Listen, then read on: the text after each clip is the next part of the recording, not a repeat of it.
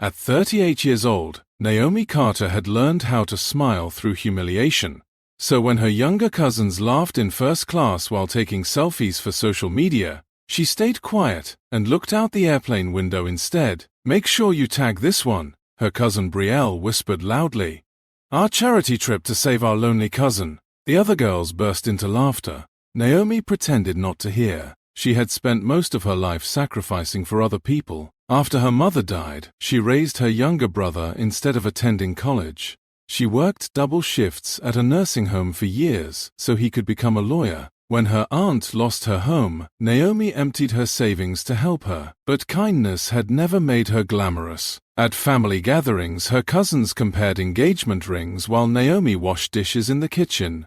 "Still single?" they always asked, as if no man has claimed her yet. "She's too old now." Each joke cut deeper than the last. When Brielle suddenly invited her on a luxury trip to South Korea, Naomi knew something felt strange. Her cousins never included her in anything. Still, a small part of her hoped maybe they finally want to reconnect. That hope died the second they arrived in Seoul. The cousins booked themselves into a luxury hotel suite overlooking the Han River while Naomi was placed in a tiny room near the elevators.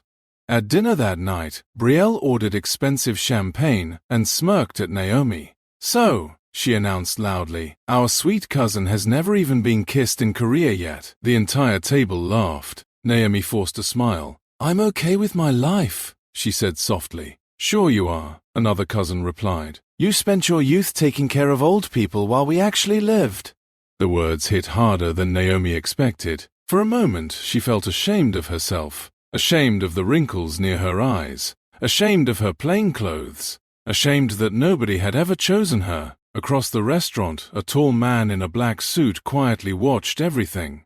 His name was Kang Min-yi, and every powerful person in Seoul feared him. To the public, he was the CEO of one of Korea's largest investment companies. Elegant, cold, untouchable. But beneath the polished image, Min-yi controlled one of the most dangerous underground organizations in the country. People called him the Shadow Boss.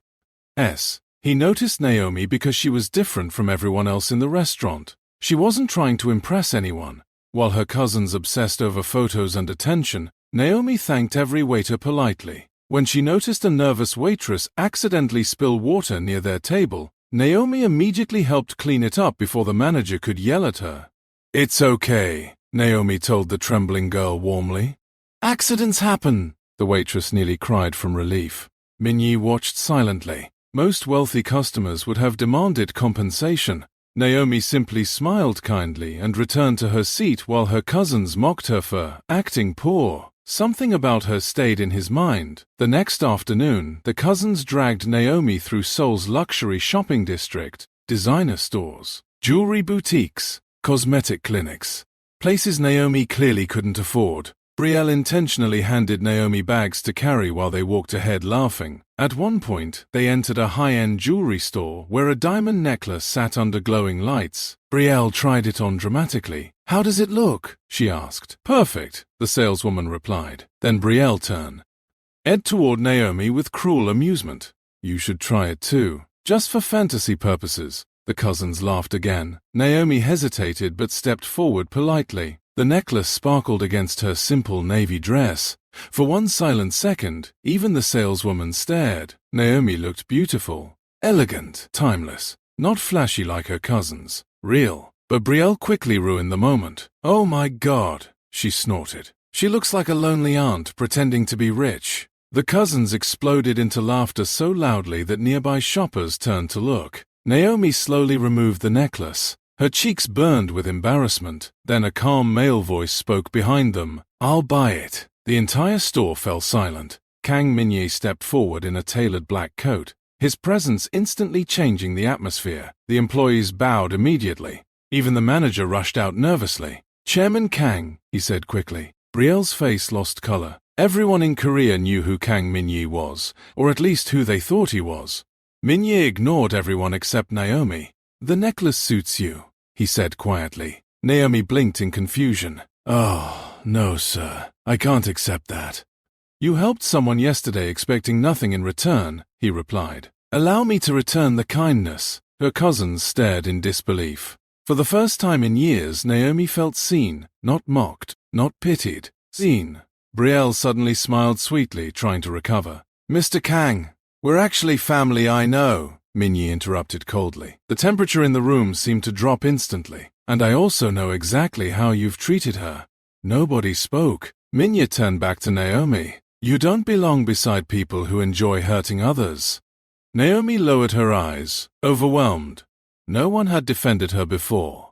Not once. That evening, Naomi quietly left the hotel alone to clear her thoughts. Seoul's streets glowed with neon lights and soft rain shimmered across the sidewalks. But while crossing a quiet alley near a marketplace, she noticed an elderly street vendor collapsing beside his cart. People walked past without stopping. Naomi ran toward him immediately. Sir! The old man struggled to breathe.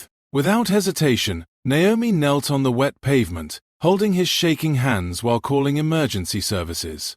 She stayed beside him in the rain, using her coat to keep him warm. Minutes later, black vehicles suddenly surrounded the street. Men in dark suits rushed forward. Naomi froze. One of them bowed respectfully to the elderly vendor. Chairman. The old vendor slowly opened his eyes. He wasn't a poor street seller at all. He was Kang Tae-sung, founder of Korea's most powerful criminal empire, and Kang Min-yee's grandfather. The old man smiled weakly at Naomi. Interesting, he whispered. You helped me when you thought I was worthless. Naomi looked confused. I helped because you needed help. From behind her, Min-ye stepped out of the shadows. His dark eyes never left her face. For the first time in years, something unfamiliar warmed his guarded expression.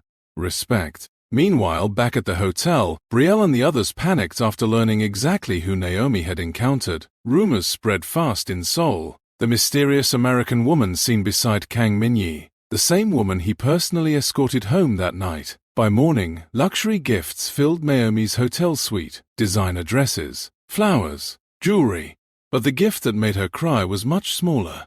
A handwritten note. You spent your life, living kindness to people who never appreciated it. Someone finally does now. Naomi held the note tightly against her chest. For years, she believed her kindness made her weak. But in a city filled with power, money, and cruelty, it became the very thing that changed her life forever. Naomi barely slept that night. The handwritten note remained beside her on the bed, while Seoul's city lights flickered through the curtains. Every time she closed her eyes, she remembered the way Kang Min-ye had looked at her, not with pity, not with amusement, but with genuine attention, something she hadn't felt in years. By morning, the hotel staff treated her completely differently. Employees bowed respectfully when she entered the lobby. A luxury breakfast arrived at her room without explanation. Even the manager personally asked whether her accommodations were comfortable. Her cousins noticed immediately. Brielle cornered Naomi near the elevators, her smile tight and fake. So, she said carefully, you and Chairman Kang seem friendly. Naomi frowned. We only spoke a few times. Only a few times? Another cousin scoffed. Naomi, that man is basically royalty here. Brielle grayed, grabbed Naomi's arm suddenly. Listen carefully, she whispered. Do not embarrass us. Naomi slowly pulled her arm away. For once, she replied quietly, this isn't about you. The cousins stared at her in shock. Naomi herself felt surprised by the words. For years, she swallowed every insult to keep peace in the family. But something about Seoul was changing her. Or maybe someone was. Later that afternoon, Naomi wandered alone through Bukchon-Hanak village, admiring the traditional Korean houses lining the hills. For the first time in years, she felt peaceful. No responsibilities, no cruel comments, no pressure to prove her worth. She stopped at a tiny tea shop tucked between narrow alleys. Inside, an elderly woman struggled to carry heavy boxes near the counter. Instinctively, Naomi stepped forward. Please let me help. The old woman smiled gratefully. You're American? Naomi nodded while lifting the boxes. You are kind, the woman said warmly. Most people only look at their phones now. Naomi laughed softly. I work in elder care, helping is natural to me. The woman studied her face carefully. You carry sadness, she said gently. Naomi froze. Before she could answer, the shop door opened. Every employee immediately straightened. Kang Min-ye entered wearing a dark coat and black gloves, his presence commanding instant silence. Naomi nearly dropped the box. "You followed me?" she asked. A faint smile touched his lips. "My grandfather owns this tea shop," the elderly woman gasped dramatically. "So this is her?" she asked excitedly in Korean. Minyi sighed. "Grandmother," Naomi blinked. "Grandmother?" The old woman grabbed Naomi's hands warmly. "She's prettier than the newspapers described." Naomi's eyes widened. "Newspapers?" Minyi looked mildly irritated. Unfortunately for Naomi, rumors about her had already spread through Seoul's elite circles. The unknown American woman seen beside the infamous Kang heir. The woman he personally escorted home. The woman his grandfather called interesting. Naomi immediately panicked. "Oh no. This is bad." Minyi tilted his head slightly. "Why?" "Because people will misunderstand. They already have." Naomi stared at him helplessly. To her surprise, Minyi looked completely unconcerned. His grandmother suddenly pulled Naomi toward a table. "You must eat, he insisted. Minutes later, Naomi found herself sitting across from one of Korea's most powerful men, while his grandmother happily served tea and rice cakes. It felt unreal. Minyi watched Naomi quietly as she thanked his grandmother after every small gesture. Most people acted nervous or greedy around powerful families. Naomi simply acted human. That difference fascinated him. "So," Naomi finally asked softly, "why were you really watching me that first night?" The question lingered in the air. Minyi leaned back slightly. "Because you were the only person in the room who noticed others." Naomi looked confused. "The waitress," he explained, "the hotel workers, the elderly man yesterday." He held her gaze steadily. "You treat invisible people like they matter." The words hit Naomi harder than expected. Her throat tightened. For years, her own family treated her kindness like failure, but this man spoke about it as if it were rare, valuable. His grandmother suddenly smacked Minyi's arm. "You finally found a woman with a heart," she declared proudly. "Grandmother." "What?" she snapped. "The last woman you dated looked at me like I was expired milk." Naomi burst out laughing before covering her mouth. Minyi stared at her. For a second, he forgot how to breathe. Her laugh wasn't polished or seductive. It was warm, real, and dangerously beautiful. That evening, Minyi insisted on personally driving Naomi back to the hotel. Seoul glowed around them as rain slid softly across the car windows. Naomi nervously twisted her fingers together. "You don't have to keep helping me." Minyi kept his eyes on the road. "I know. Then why are you?" For the first time, silence lingered before he answered. "Because when people discover power," he said quietly, "they usually become selfish." He glanced at her briefly. "You became kinder." Naomi looked away quickly, emotional. No one had ever spoken to her like that. When they arrived at the hotel entrance, paparazzi suddenly exploded from nowhere. Camera flashes lit the night. "Chairman Kang, who is the American woman? Are you dating?" Naomi froze in panic. Her cousins, who happened to be entering the lobby, watched in absolute shock. Before Naomi could react, Minyi calmly stepped beside her and shielded her from the cameras with his coat. The gesture was small, protective, instinctive, and it shattered something inside Brielle, because for the first time in their lives, Naomi was no longer the invisible cousin nobody wanted. Inside the hotel, the cousins immediately cornered her. "What is going on?" Brielle hissed. Naomi shook her head. "Nothing."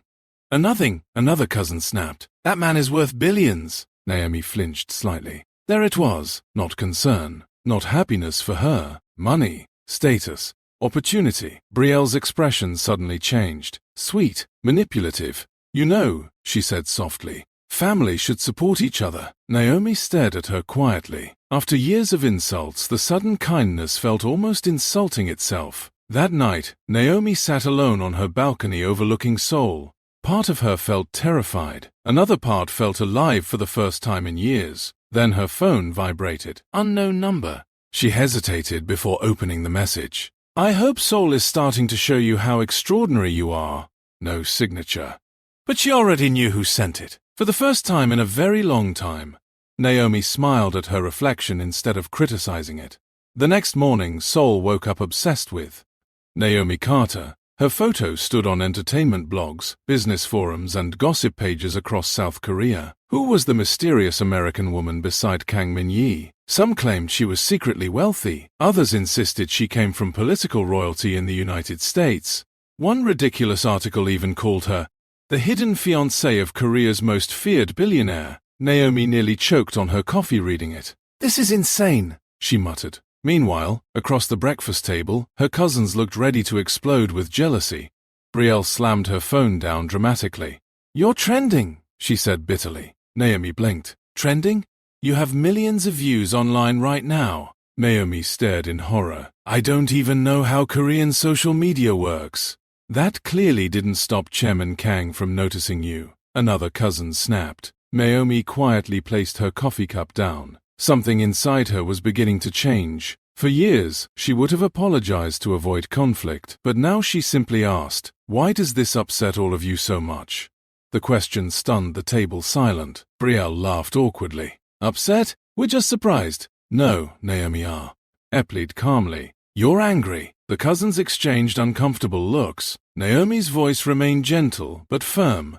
"You spent years making me feel embarrassed for being single, for working ordinary jobs, for taking care of people instead of chasing status." Her eyes slowly moved across the table. "But somehow one powerful man treating me kindly suddenly changed my value to all of you." Nobody spoke, because nobody could deny it. Brielle's face hardened instantly. "You think you're special now?" Naomi sighed softly. "No, I'm finally realizing I always mattered." The silence that followed felt heavier than shouting. Naomi stood calmly and walked away before anyone could answer. Outside the hotel, a sleek black car already waited near the curb. The driver stepped out immediately. "Miss Carter," he said respectfully, "Chairman Kang asked me to escort you." Naomi hesitated. "To where?" The driver smiled slightly. "He said you would need a peaceful day." An hour later, Naomi stood speechless beside the ocean in Busan. Private beaches stretched beneath bright blue skies, while waves crashed softly against the shore. "This can't be real," she whispered. Minyu stood nearby and rolled up sleeves, instead of his usual formal suits, looking surprisingly relaxed. "You've spent most of your life taking care of others," he said. "I thought someone should take care of you for once." Naomi looked away quickly before tears formed. Nobody had ever considered her exhaustion before. Not truly. They walked quietly along the beach together. For once, Naomi didn't feel pressured to impress someone. Minye never interrupted her, never mocked her, never rushed her. He simply listened. And strangely, that felt more intimate than flirting. Naomi eventually told him about her life in Chicago, her mother's illness, raising her younger brother, working night shifts at the nursing home, missing opportunities while everyone else moved forward. "I kept thinking someday things would get easier," she admitted softly. "Then suddenly I was 38. Minyi looked at her carefully. "You say that like 38 is the end of something, isn't it?" "No." His answer came instantly. "It's the age when most people finally understand who they are." Naomi stared at him quietly. He continued walking beside her. "In my world," he said calmly, "people spend their entire lives pretending. Pretending to be strong, pretending to be cruel." That surprised her. Minyi stopped near the water. "My father taught me weakness gets people killed. So eventually I became someone nobody questioned." The wind moved softly through his dark hair. "But sometimes," he admitted quietly, "I wonder if becoming feared cost me the ability to be human." Naomi's chest tightened. For the first time, she saw loneliness behind his calm expression. Not just power, pain. Without thinking, she reached for his hand. Minyi froze slightly. Naomi immediately pulled back nervously. "Sorry, I didn't mean..." But Minyi gently held her hand before she could move away. His voice dropped lower. "You don't have to apologize for kindness." The words settled deep inside her heart. For several seconds, neither of them moved. The ocean breeze surrounded them while the world seemed to disappear completely. Then suddenly gunshots echoed nearby. Naomi gasped. Within seconds, black SUVs appeared from nowhere as armed men surrounded Minyi protectively. "Chairman!" Everything changed instantly. The warmth vanished from Minyi's face, replaced by something cold and dangerous. One bodyguard approached quickly. "We caught one shooter," he said. "The others escaped." Naomi's face turned pale. "Shooter?" Minyi turned toward her calmly. "You should go back to Seoul." "What?" "It isn't safe near me." But Naomi noticed something strange. Despite the chaos, despite the weapons, despite the fear around him, Minyi's first concern had been her safety.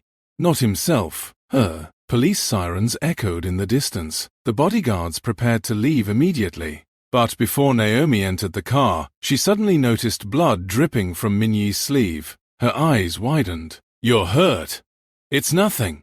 "It's not nothing." Without hesitation, Naomi grabbed his arm and guided him into the vehicle despite the shocked looks from his security team. Inside the SUV, Naomi carefully rolled up his sleeve. The bullet had grazed him badly. Minyi watched silently as she treated the wound using supplies from the emergency kit. Her hands remained gentle and steady, not afraid, not greedy, not impressed by his power, just concerned. One of the older bodyguards stared in disbelief. He had protected Minyi for 15 years. Women usually cried, panicked, or ran away after seeing violence connected to him. Naomi simply focused on stopping the bleeding. Minyi studied her quietly. "You should be scared." Naomi looked up softly. "Maybe," she admitted. "Then why are you still here?" Her answer came almost immediately. "Because you would have stayed for me." For the first time in years, Kang Minyi felt something more dangerous than fear. He felt emotionally defenseless. Back in Seoul that night, news of the attack spread quietly through underground circles. Enemies were moving again, and now rumors claimed the mysterious American woman beside Chairman Kang had become important to him. Very important, which meant Naomi Carter had unknowingly become a target. But upstairs in a luxury penthouse overlooking the city, Naomi sat beside Minyi while changing the bandage on his arm. Neither of them noticed how close they had become, or how impossible it was becoming to walk away from each other now.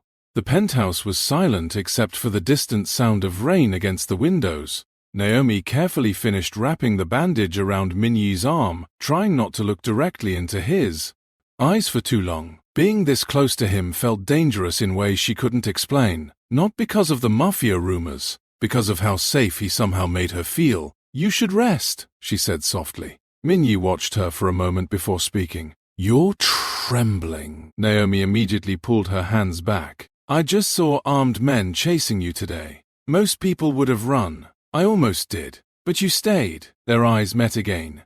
Naomi quickly stood and walked toward the massive windows overlooking Seoul's glittering skyline. The city looked beautiful from above, peaceful. But she now understood darkness existed beneath all that beauty. Behind her, Minyi slowly removed his blood-stained jacket. "Do you want the truth?" he asked quietly. Naomi turned around. "The real truth." Something in his voice made her nervous. Still, she nodded. Minyi poured himself a drink but didn't touch it. "My family built power through violence," he said calmly. "Long before I was born." Naomi stayed silent. "We protect politicians, businesses, corporations, sometimes legally, sometimes not." "You're talking about the Mafia." "Yes." The honesty surprised her. Most powerful men lied beautifully.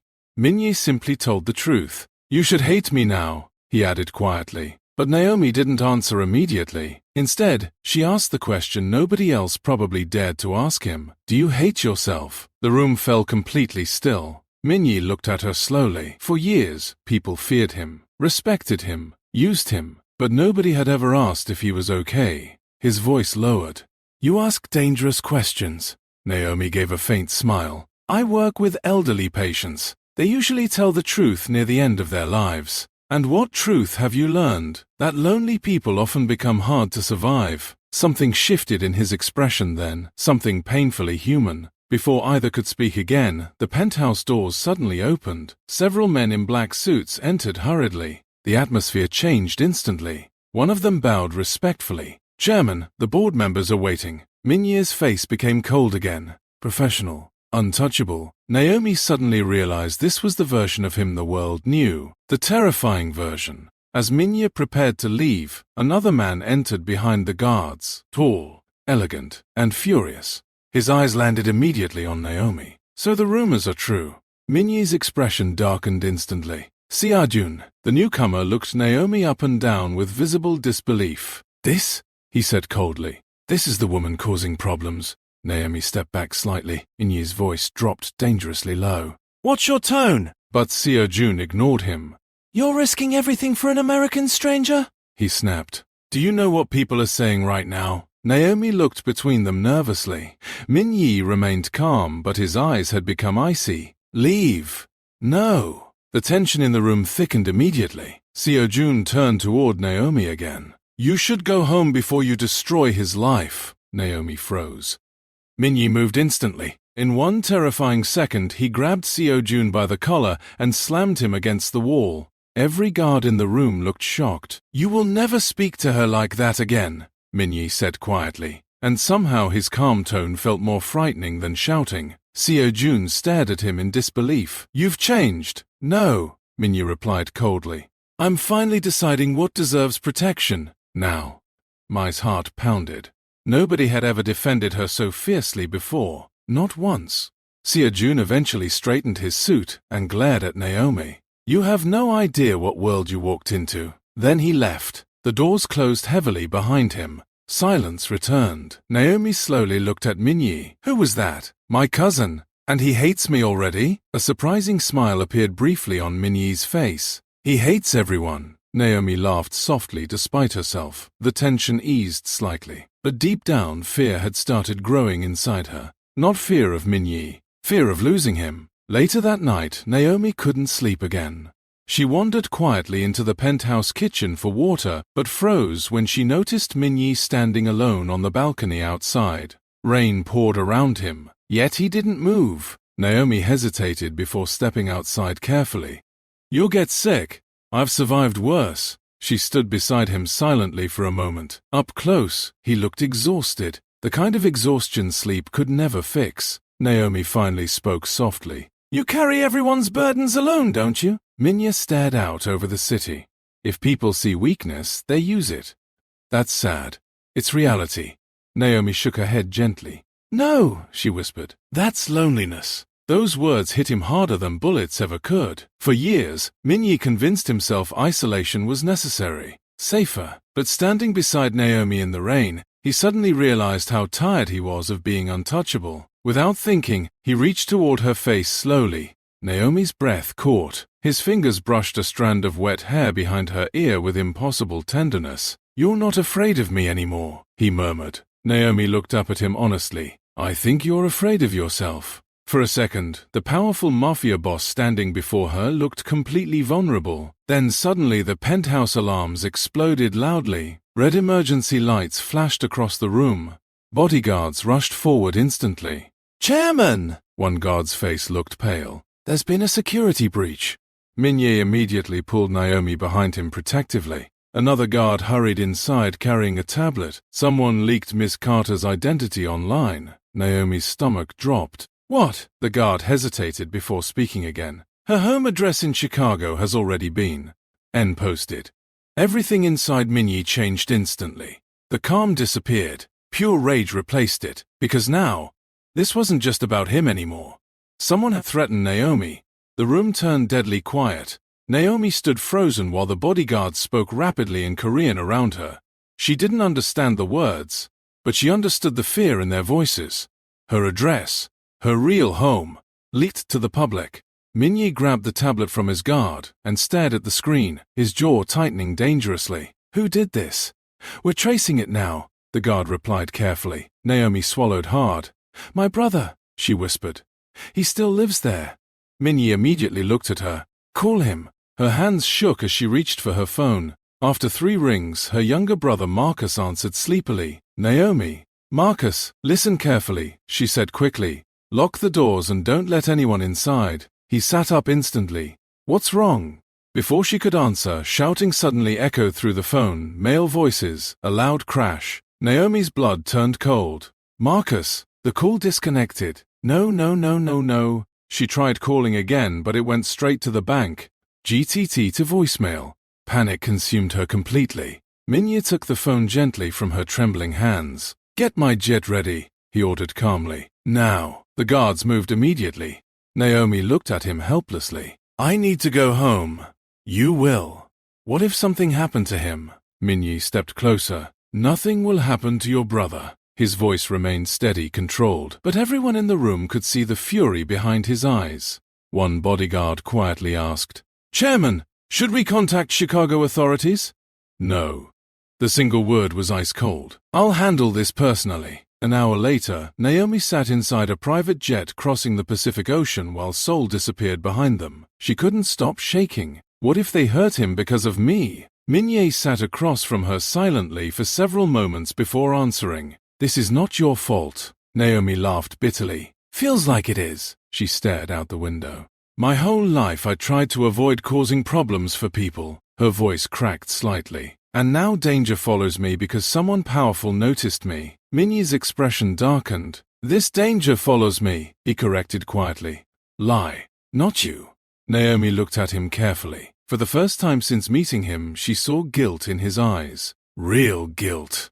You didn't ask for this life, he admitted. But now you're paying the price for standing near me. Naomi slowly shook her head. No, he frowned slightly. I chose to stay near you. The words stunned him. Even now, even afraid, she refused to blame him completely. That terrified him more than hatred would have, because he was beginning to realize how much she mattered, and men like him destroyed the things they loved. Hours later, the jet landed in Chicago before sunrise. Rain poured heavily as black SUVs sped through empty streets toward Naomi's neighborhood. It was small, ordinary, nothing like the luxury world surrounding Minye. Naomi suddenly felt embarrassed, but when Minye noticed the expression on her face, he quietly said, This place raised someone extraordinary. Her eyes immediately filled with tears again. The convoy stopped outside her childhood home. The front gate hung open. Police lights flashed nearby. Naomi's heart nearly stopped. She jumped out before security could stop her.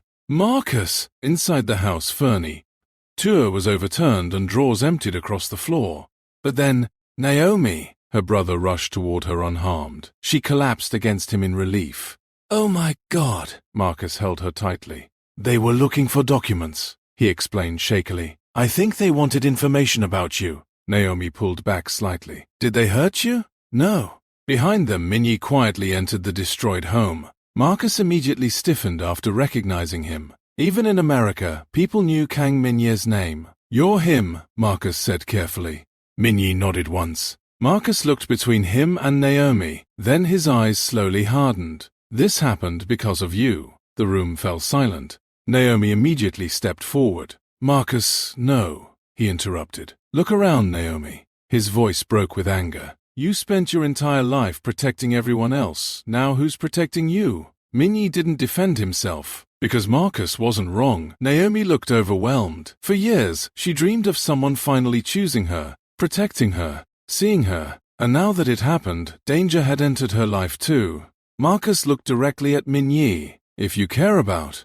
To my sister, he said coldly. Leave her alone. Naomi froze. Minye's face revealed nothing. But inside, the words hit harder than expected. Because for the first time in years, he genuinely didn't know what the right thing was. Later that morning, while security teams investigated the break-in, Naomi sat alone on the back porch wrapped in a blanket. The rain had finally stopped. Minye quietly stepped outside and sat beside her. For several minutes, neither spoke. Then Naomi whispered, Maybe Marcus is right. Minye looked ahead calmly. He loves you. He's scared. So am I. That answer surprised her. Naomi turned toward him slowly. You? Scared? Minye finally met her eyes. I've buried people because they stood too close to me. A painful silence followed. Naomi suddenly understood something terrible. He wasn't pushing her away because he didn't care. He was pushing her away because he cared too much. You think loving someone destroys them, she said softly. Minye didn't answer, because she was right. Naomi stared down at her hands. My whole life, she admitted quietly. I thought nobody chose me because I wasn't enough. Her voice trembled slightly. But now I'm realizing maybe I spent years around people who only valued the wrong things. Minye watched her carefully. Naomi looked up at him again. And you, she whispered, spent years believing you only deserved loneliness. Something inside him cracked then. Without warning, Minye reached for her gently. Naomi's breath caught as his hand rested against her cheek. You make me want things I stopped believing in, he admitted quietly. The vulnerability in his voice shattered her completely. Slowly, carefully, Naomi covered his hand with hers. And for the first time in years, Kang Minye allowed himself to feel hope. But neither of them noticed the black sedan parked quietly across the street, or the man inside taking photographs of them together. Someone else was watching now. And unlike Minye, this person wasn't interested in protecting Naomi at all. The photographs spread through Seoul's underground networks before sunrise. Naomi sitting beside Kang Minyi on her childhood porch, Minyi touching her face gently. The feared Mafia heir looking at a woman like she was the only thing keeping him human. To his enemies, the message was clear. Naomi Carter had become his weakness, and weaknesses were meant to be destroyed. Back in Chicago, Naomi tried pretending life was normal again, but normal no longer existed. 2 black SUVs remained parked outside the house at all times. Men in suits guarded every entrance. Even grocery shopping became impossible without security nearby. Marcus hated it. "This is insane," he muttered while peeking through the curtains. "We look like witnesses in a crime documentary." Naomi almost smiled. Almost. But deep inside, exhaustion was beginning to crush her. Everything had changed too fast. 1 week ago, she was invisible. Now dangerous people knew her name. That evening, Naomi found Minye alone in the kitchen, making coffee at 3 in the morning. Or at least trying to. He stared at the complicated American coffee machine like it personally offended him. Naomi laughed softly. "You run billion-dollar companies but lost a fight against a coffee maker." Minyi looked completely serious. "This machine has too many buttons." For the first time in days, Naomi genuinely laughed. The sound filled the quiet kitchen warmly. Minyi watched her carefully. "There it is again." "What?" "That laugh." Naomi shook her head while walking over to help him. "It's just a laugh." "No," he said quietly. "It sounds like peace." The words made her chest tighten. Standing close beside him suddenly felt dangerous again. Not because of fear, because she was falling for him, and she knew it now. Naomi prepared the coffee while Minye watched silently. "You really don't sleep much, do you?" she asked. "Sleep requires trust. That's sad. It's practical." Naomi handed him the coffee gently. "You know," she said softly, "not everyone who loves you will betray you." Minyi stared at her over the cup. "In my world, eventually they do." The pain behind those words felt old, deep. Naomi wanted to ask who hurt him so badly, but before she could, a gunshot shattered the kitchen window. Everything exploded into chaos. Minye moved instantly. He grabbed Naomi and pulled her to the floor just as more bullets tore through the walls. "Down!" Security alarms screamed throughout the house. Marcus shouted upstairs. Bodyguards rushed in with weapons drawn. Naomi's heart pounded violently as Minyi shielded her body completely with his own. More gunshots echoed outside. Then tires screeched away into the distance. Silence followed. Heavy, terrifying silence. One guard ran inside. They escaped. Naomi shook uncontrollably beneath Minya's arms. He slowly looked down at her. "Are you hurt?" She couldn't answer immediately. Not because she was injured, because she suddenly realized he had covered her with his own body without hesitation. He would have taken bullets for her. The realization shook her deeply. Minutes later, police cars flooded the street. Marcus stormed downstairs furious. "This ends now!" he shouted at Minyi. She almost died. Naomi stood shakily. "Marcus, no!" His eyes were full of fear. "You think this is romance? This man brings violence everywhere he goes." Minyi remained silent. Marcus pointed toward the shattered windows. "Look around. Naomi spent her entire life surviving hardship and somehow still stayed kind. And now she's hiding from bullets because of you."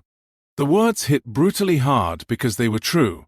Naomi looked at Minyi slowly. For the first time, she saw exhaustion in him deeper than physical pain. The exhaustion of a man convinced destructio. And followed him everywhere. Marcus grabbed Naomi's suitcase angrily. "You're leaving with me tonight." Naomi froze. "What? You heard me." He looked desperate now. "I can't lose you too." Naomi suddenly remembered their mother, the hospital, the funeral. Marcus had already watched one person he loved disappear forever. Now he was terrified history would repeat itself. Naomi's eyes filled with tears. Minyi quietly stepped back. "You should go with him." Her head snapped toward him. "What?" His voice remained calm but empty. "You deserve safety." Naomi stared at him in disbelief. "You're giving up that easily?" A painful silence followed. Then Minyi finally said the truth he'd been hiding. "If you stay near me long enough, eventually someone will force me to choose between my empire and you." His dark eyes locked onto hers. "And I don't know if becoming the man who chooses love would destroy everything." Naomi's heart broke hearing that, because beneath all his power, he was still a frightened man taught that love was weakness, Slowly, Naomi walked toward him. Everyone in the room fell silent. Even the guards watched carefully. Naomi stopped, peered directly in front of Minyi. Then, very gently, she touched the scar near his jaw for the first time. "You know what I see when I look at you," she whispered. Minyi said nothing. A man who thinks he's too damaged to deserve happiness. His breathing slowed. Naomi's voice trembled softly, but every time danger came, "You protected me first." Tears burned in her eyes now. "You don't even realize you've already become someone capable of love." The room became completely still. Minyi looked at her like she had reached a place inside him nobody else ever could. Then suddenly his phone rang. One of his top security men appeared pale on the screen. "Chairman," the man said urgently, "there's a problem in Seoul." Minye's expression darkened instantly. "What happened?" The guard hesitated, then quietly answered, "Your grandfather has been attacked." The room froze. Minyi's face lost all emotion. For one terrifying second, he looked less like a man and more like something carved from stone. "Is he alive?" he asked quietly. The guard nodded quickly. "Yes. But the attack was organized by the Black Vipers." Every bodyguard in the room stiffened immediately. "Why?" Even Marcus could feel the tension change. Naomi looked between them nervously. "Who are the Black Vipers?" Minyi ended the call slowly before answering. "My enemies." "Number, not enemies. War." Naomi could see it in his eyes now. Whatever happened in Seoul was about to become violent, very violent. Minyi turned toward his security team instantly. "Prepare the jet." Then he looked at Naomi. "You're staying here." Her chest tightened immediately. "What?" "It's safer." Naomi shook her head. "No. This isn't a discussion." His cold tone surprised everyone. But Naomi saw through it instantly. Fear. He was terrified, not for himself, for her. "You don't get to push me away every time things become difficult," she said firmly. "This is different." "How?" "Because people will die." Silence fell heavily. Naomi stepped closer carefully. "And what happens to you if you face all this alone again?" Minyi didn't answer, because deep down, he already knew. Without her, he would become the cold man he used to be, the man who survived by feeling nothing. Marcus suddenly spoke from behind them. "She's going anyway, isn't she?" Naomi looked at her broth. Softly. Marcus sighed heavily, exhausted. "I hate this," he admitted. "But I've never seen you look alive before." Naomi's eyes filled with tears. Marcus walked toward Minyi slowly. "If my sister gets hurt," he warned quietly. "She won't," Minyi answered immediately. For the first time, Marcus believed him. Hours later, their jet landed in Seoul beneath dark storm clouds. The city no longer looked magical to Naomi. Now it looked dangerous. Black vehicles escorted them through private roads toward Kang Estate, a massive guarded property hidden in the mountains outside Seoul. Inside, chaos erupted everywhere. Armed guards, doctors rushing through hallways, security teams shouting orders. Minyi walked through it all with deadly calm until he reached his grandfather's room. Kang Tae-sung lay injured but alive. The old man smirked weakly when he saw Naomi beside Minyi. "Well," he rasped painfully, "this confirms it." Naomi blinked. "Confirms what?" The old man coughed lightly. "He brought you here." Minyi frowned. "Grandfather, for 20 years, Tae-sung interrupted. "This boy never brought anyone into our real world." His tired eyes moved toward Naomi warmly. "But he brought you."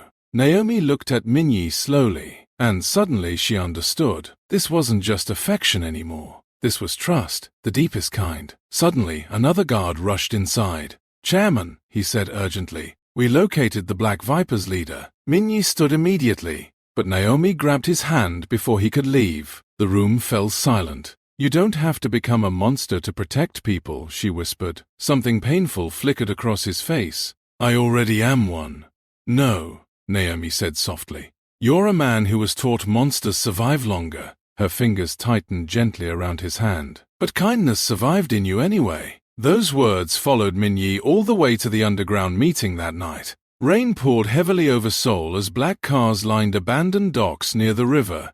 The Black Vipers waited inside an old warehouse. Armed, smiling, their leader stepped forward mockingly. "All this chaos," he laughed, "over one American woman." Minyi's eyes turned ice cold. "You attacked my family." The man smirked wider. "No, we attacked your weakness." For years that word would have enraged Minyi. Weakness. But tonight, something changed. He thought about Naomi helping strangers, Naomi protecting elderly patients, Naomi treating broken people gently instead of cruelly. And suddenly he realized something powerful. Love was not weakness. It was the only reason people survived darkness at all. Minye stepped forward slowly. "You made one mistake," he said calmly. The warehouse became silent. "You thought caring about someone makes a man easier to destroy."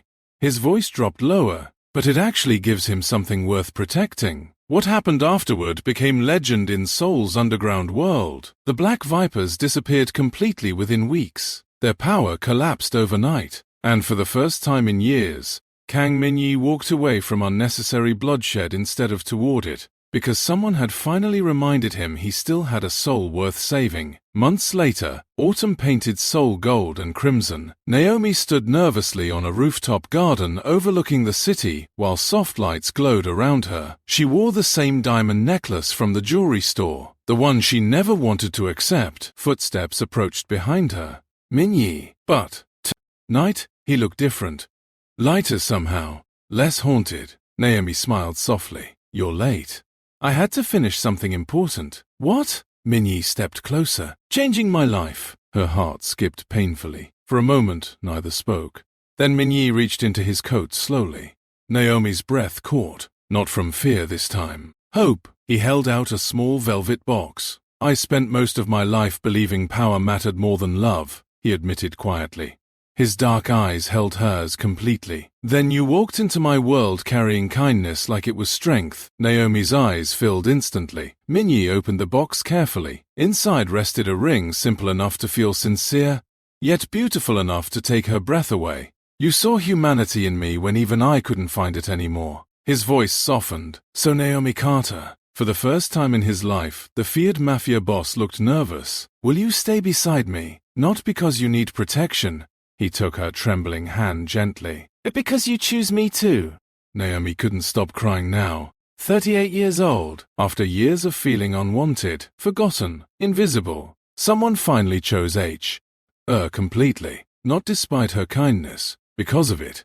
Naomi laughed softly through tears before whispering the answer that changed both their lives forever. "Yes!"